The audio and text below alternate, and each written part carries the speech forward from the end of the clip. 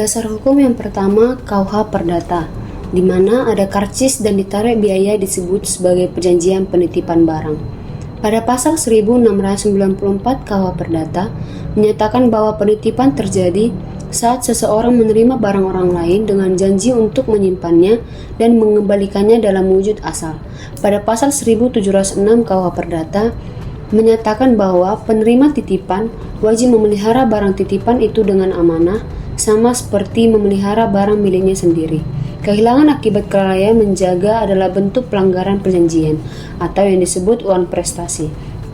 Pada pasal 1365 KUH Perdata tentang perbuatan melawan hukum menyatakan bahwa jika pengelola parkir lalai dalam mengawasi pintu keluar masuk sehingga menyebabkan hilangnya helm atau kendaraan, mereka telah melakukan PMH dan wajib mengganti kerugian yang ditimbulkan. Pada pasal 1367 KUH Perdata menyatakan bahwa disub atau pengelola yang ditunjuk bertanggung jawab atas kerugian yang disebabkan oleh kelalaian bawahan atau juru parkir resmi yang berada di bawah pengawasan mereka. Dasar hukum yang kedua yaitu Undang-Undang Nomor 8 Tahun 1999 tentang Perlindungan Konsumen atau yang disingkat UU PK, di mana pengguna jasa parkir adalah konsumen dan disub atau pengelola parkir yang ditunjuk bertindak sebagai pelaku usaha jasa publik.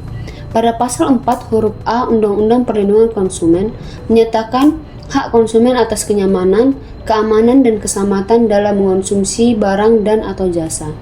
Pada pasal 18 ayat 1 huruf A Undang-Undang Perlindungan Konsumen menyatakan melarang pelaku usaha mencantumkan klausa baku yang menyatakan pengalihan tanggung jawab pelaku usaha. Tulisan di karcis seperti kehilangan kendaraan atau barang bukan tanggung jawab pengelola parkir dinyatakan batal demi hukum. Pada pasal 19 Undang-Undang Perlindungan Konsumen menyatakan pelaku usaha wajib memberikan ganti rugi atas kerusakan pencemaran atau kerugian konsumen akibat penggunaan jasa yang dipesan. Baik, saya akan menjelaskan pihak-pihak yang terlibat. Subjek hukum. Yang pertama, konsumen.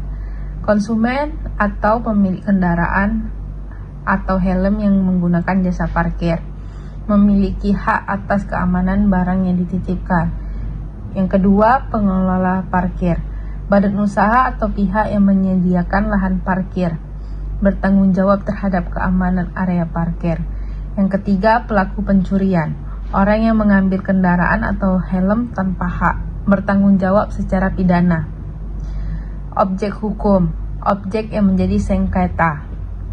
Yang pertama, kendaraan bermotor, sepeda motor atau mobil, helm yang ditinggalkan di kendaraan, tiket parkir sebagai bukti hubungan hukum antara konsumen dan pengelola parkir.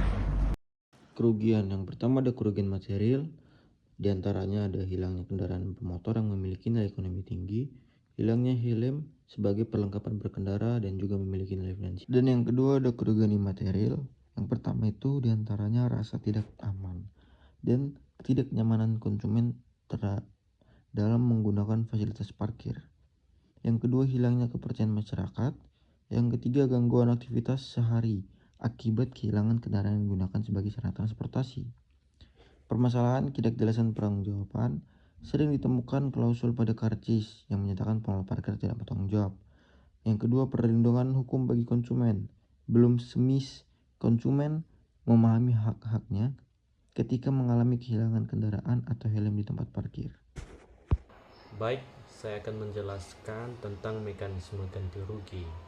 Nah, mekanisme ganti rugi ini memiliki banyak permasalahan, yaitu sulitnya proses pengajuan klaim atau permintaan ganti rugi oleh konsumen, dan tidak adanya prosedur yang jelas mengenai pembuktian, kehilangan, dan penentuan besaran ganti rugi.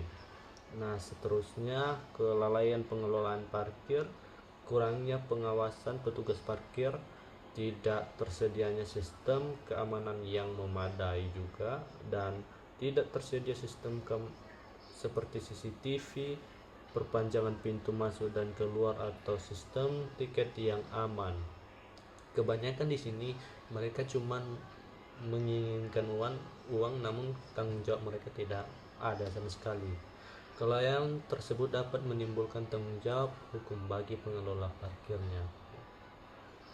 Penyelesaian dalam permasalahan perlindungan konsumen ini terbagi atas jalur litigasi dan jalur non-litigasi. Untuk jalur non-litigasi yang kemudian dibagi lagi menjadi negosiasi, mediasi, konsiliasi, arbitrase, serta BPSK.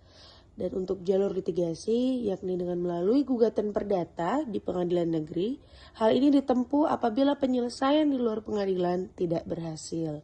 Bentuk ganti rugi yang dapat ditawarkan dalam persoalan ini ialah penggantian helm, penggantian sejumlah uang, serta kompensasi lain yang disepakati.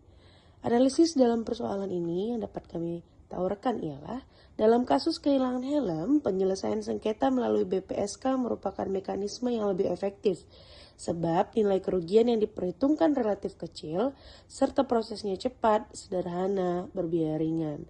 Namun apabila pengelola parkir tetap menolak bertanggung jawab, konsumen dapat mengajukan gugatan perdata berdasarkan pasal 19 UU PK Jungto pasal 1365 KUH Perdata untuk memperoleh ganti rugi atas kerugian yang dialami.